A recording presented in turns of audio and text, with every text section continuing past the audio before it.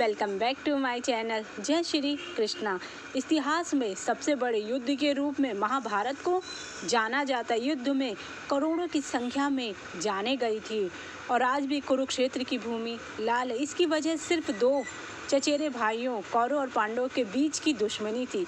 इस दुश्मनी का सबसे बड़ा कारण कोई था तो वह हस्तिनापुर के राजा धृतराष्ट्र थे। यह बात हम यूं ही नहीं कह रहे हैं, आप भी इन बातों को जान सकते हैं। चलिए जानते। धृतराष्ट्र की यह गलती नहीं करते तो शायद ये महा विनाशकारी युद्ध ना होता और उनके 100 पुत्रों की मृत्यु नहीं होती। धृतराष्ट्र पांडवों से बड़े थे, लेकिन जन्म से ही नेत्रहीन होने के कारण धृतराष्ट्र को हस्तिनापुर का राजा नहीं बनाया गया। उनसे छोटे पांडु को राजा बनाया गया। इस बात से धृतराष्ट्र पांडु से मन ही मन द्वेष भाव रखते थे। यह द्वेष भावना इतनी बढ़ गई कि पांडु के पुत्रों को हमेशा राजगद्दी से दूर रखने का प्रयास किया गया ताकि वह उनसे राजगद्दी ना मांग ले। शकुनी हस्तिनापुर का विनाश चाहने वाला था। इस बात को भीष्म और विदुर ने कई बार धृतराष्ट्र को समझाना चाहा, लेकिन धृतराष्ट्र शकुनी को अपना शुभचिंतक माने बैठा था। परिणाम यह हुआ कि शकुनी ने दुर्योधन के मन में पांडवों के प्रति इतनी कड़वाहट भर दी कि दुर्योधन पांडवों को अपना शत्रु बना लिया। दुर्योधन के जन्म के समय ही ज्योतिषियों ने कहा था कि यह कुरु वंश के विनाश का कारण बनेगा। धृतराष्ट्र से कहा गया था कि दुर्योधन को राजमहल में ना ही रखना चाहिए, लेकिन मोह में फंसे धृतराष्ट्र ने ऐसा नहीं किया। वही हुआ जिसकी आशंका ज्योतिषियों ने बताई थी। धृतराष्ट्र ने हमेशा दुर्योधन की गलतियों पर पर्दा डालने का काम किया। वाड़ा व्रत में पांडवों को लाक्षागृह में जलाकर मारने की योजना दुर्योधन ने बनाई, लेकिन पांडव सौभाग्य से जीवित बच गए। इसका श्रेय विदुर जी को जाता है। इस बात की जानकारी होने के बावजूद धृतराष्ट्र ने इस बात पर पर्दा डालने का काम किया और अपने पुत्र की गलती ना मानी। दुर्योधन की महत्वाकांक्षा को पूरी करने के धृतराष्ट्र ने हस्तिनापुर का विभाजन किया। विभाजन में पांडवों को ऐसी जमीन मिली जो पथरीली और बंजर थी। धृतराष्ट्र का यह व्यवहार भी पांडवों को निराश करने वाला था। धृतराष्ट्र यह जानते थे कि दुर्योधन दूध कीड़ा के बहाने पांडवों के साथ बेइज्जती करने वाला है।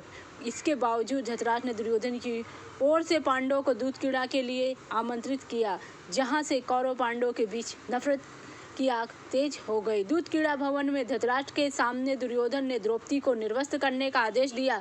यहाँ की अंगराज ने कुलवधू को वेश्या तक किया। धृतराष्ट्र ने इस बात पर भी मौन साधे रखा। इनका मौन प्रतिशोध की आग के रूप में फूट निकला।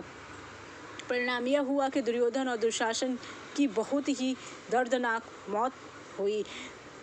द्रौपदी ने अपमान के बाद भी धृतराष्ट्र की आंखें नहीं खुली और उन्होंने दोबारा पांडवों को दूध कीड़ा के लिए आमंत्रित किया, जिसके परिणाम स्वरूप पांडवों को वनवास और अज्ञातवास भोगना पड़ा। इस दौरान पांडव युद्ध की योजना बनाते रहे। राजगद्दी पाते ही धृतराष्ट्र पर सत्ता का ऐसा नशा चढ़ा कि अपने शुभचिंतकों और बड़ों की सलाह की अनदेखी की। भीष्म पितामह ने उन्हें सलाह दी, फिर भी वह नहीं माने।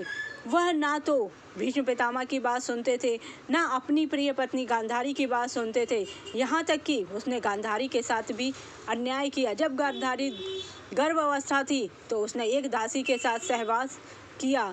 उसके बाद भी उसका मन नहीं माना, तो भी वह उसके साथ गलत करता रहा।